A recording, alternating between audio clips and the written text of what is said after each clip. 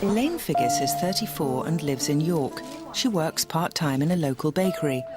Over the past few years, she has been corresponding via the internet with people from all over the world.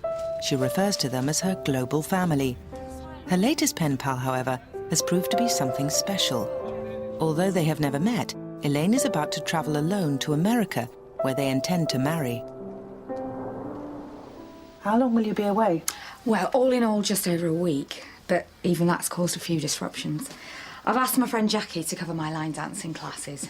She's not actually qualified to teach, but she and her husband Rex were regional champions 98, 99. Plus she's got those little boots with the lights in the heel, which I think will give her some status within the group.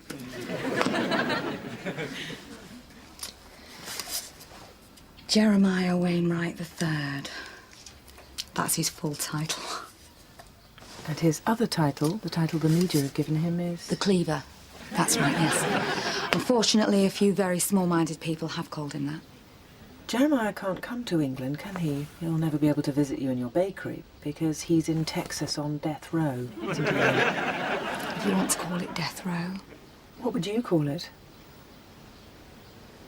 No, yes, it's death row. So tell me about Jeremiah. What can I say? He is a beautiful, beautiful person. Most people would call him a cold-blooded serial killer. I know, Tanya, and believe me, there is hope for those people. When you say you've fallen in love with this man, that's one thing, but how do you condone mass murder? Life is a journey, Tanya, and sometimes we make a wrong turning. I know I have in the past. Does that make me a bad person? He abducted, tortured and murdered 8 people. You don't know him like I know him. Nobody does. He also ate 2 of them. Have you never done anything you regret? I've never eaten anyone. So far. Look, I do realise this isn't the typical way that 2 people meet and fall in love, but, you know, sometimes things happen in life that nobody can explain.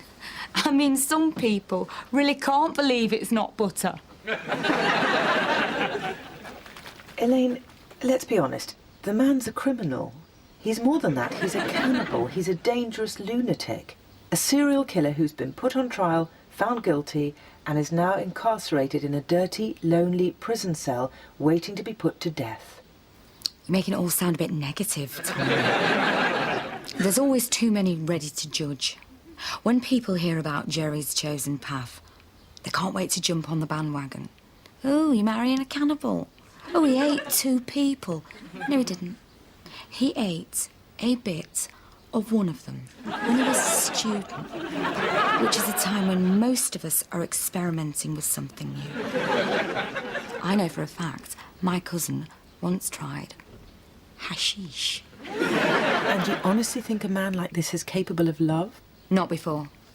That's because up until he had met me, nobody had ever shown him love. I taught Jerry how to love himself. As Danny Kaye once said, you can't love the world until you've settled for yourself. Or as my dad used to say, the man who can give himself a hug every day truly has the arms of a gibbon.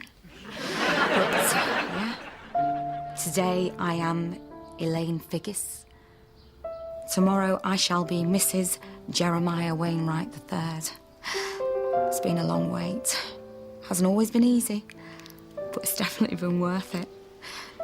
True love will conquer all. Now, I'm only asking because it's what people will be thinking. Will you have any conjugal rights during your visit? No. Penitentiary regulations don't allow for that sort of thing, but anyway, it doesn't really matter. Obviously, our relationship has never been based on anything physical, and I suppose you could say it's been a meeting of minds more than anything else. Plus, for 24 hours a day, he has to wear a muzzle, so...